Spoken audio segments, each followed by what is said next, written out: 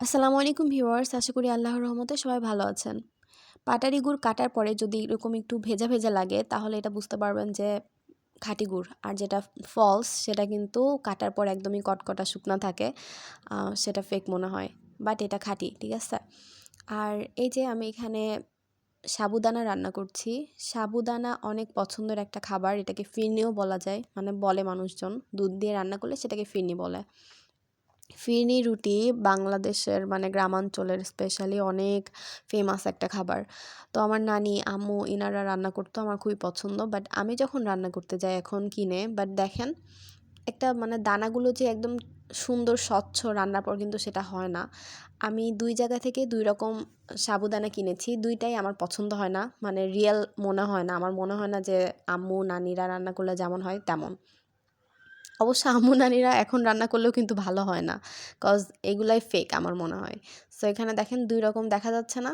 ২টা পাশাপাশি রেখেছি, না বোঝাও যেতে পারে। আমি একসঙ্গে করে দেখাচ্ছি যে আসলে মানে পার্থক্যটা কতটুকু। এটা কিন্তু কাচের মতো ট্রান্সপারেন্ট, আর স্ট্রাকচারটা একদমই রাউন্ড শেপ না। আর আরেকটা যেটা সেটা হচ্ছে একদমই সাদা কালার, এটা হচ্ছে একদম গোল গোল শেপ, ঠিক আছে? এই যে দেখেন ২টার পার্থক্য, যেটা চামচের মধ্যে এটা কিন্তু কাচের টুকরার মতো লাগছে আর এলোমেলো, রান্নার পরে অনেক বড় বড় হয়ে যায়। আমার মনে হয় একেবারে এটা ফেক। আর সাদাটা আমি বুঝতে পারি না যে কেন এমন। আম্মু নানিরা এখনও যদি মানে কিনে রান্না করে ভালো হয় না, অনেক আগে যেটা রান্না করতো সেটাই বেস্ট ছিল।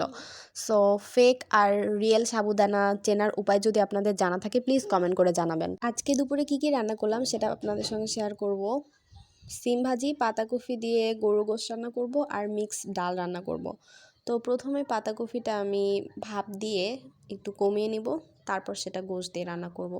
আর এদিকে ৩ রকমের ডাল একসঙ্গে মিশিয়ে নিয়েছি, তারপর এটা সব রকম মশলা দিয়ে সেদ্ধ করতে দিয়ে দিব।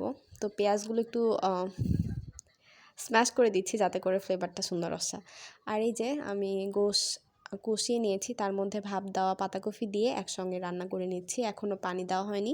মাছ দো পেঁয়াজা করে না, সেরকম টাইপের গোশত দো পেঁয়াজা টাইপের একটা ভাইবস, সেটা আমি নিউ শিখেছি, আগে কখনো পাতাকপি দিয়ে রান্না করা হয়নি।